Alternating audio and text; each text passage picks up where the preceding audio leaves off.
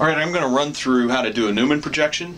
We're going to continue doing this in class if you happen to be viewing this on Wednesday, January 21st. But I've put a molecule up here. It looks a little bit like the one I did in class at the end of class yesterday. And I want you to draw a Newmann projection looking down the C2-C3 bond. So if you're going to number these, you go through the nomenclature. You want to have the lowest possible numbers. And so you would number in this direction 1, 2, 3, 4, 5. It's going to be a pentane derivative, 5 carbons. It's going to have a 3-methyl, a 3-chloro, and a 2-hydroxyl. This would actually be a pentanol. So if you want to do the numbers, this would be 3-chloro, 3-methyl, 2-pentanol. Incidentally, a lot of people have been asking me about alcohols and phenols. Wiley Plus seems to think a phenol is different than an alcohol. I would call it the same, so if you missed that one, don't worry about it.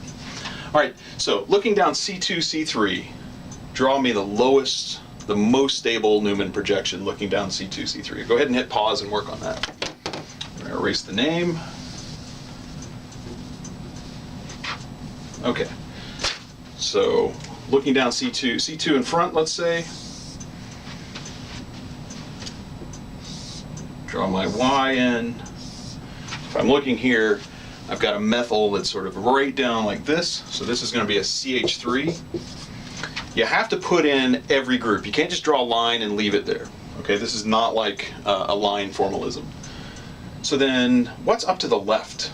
Well, if this is a tetrahedral atom, one bond here, one bond there, an OH out toward us with that wedge bond, there has to also be a hydrogen going back, right? There has to be another bond here. It's a hydrogen, it's a line formalism. And that hydrogen, because it's a tetrahedral sp3 atom, has to be going back in. So if I'm looking here, methyl down, H is up to the left, the OH is out to the right. All right, so now it's going to be staggered. I asked for the most stable. So go ahead and fill in the holes there. That's going to be the staggered one. So methyl is down to the right. Chloro is down to the left. And this ethyl group, then if I'm looking here, would be up. And you can just abbreviate that C2H5. Alrighty. So that is a Newmann projection. Doesn't guarantee it's the most stable. It's a Newmann projection. So, is it the most stable? How do you judge that? Well, the way it works out, if you've read the text, we haven't done this in class yet, but here it is. You want the two biggest groups. So you want the biggest group on the front carbon to be anti to the biggest group on the back carbon. So the front carbon, what is the biggest group?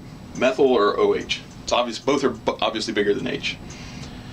A lot of you will instinctively want to say it goes by atomic weight. Oxygen's heavier than carbon, and therefore OH is bigger. But it's actually, you're looking at space, volume, right? So a methyl group is 4 atoms, it's a tetrahedral atom. The OH is only 2 atoms, one H can point away. Turns out methyl's a little bit bigger than OH.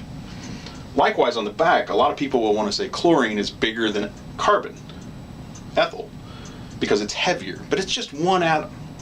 So, 7 atoms that take up a bunch of space, this is bigger. So the ethyl group is actually the biggest group on the back carbon.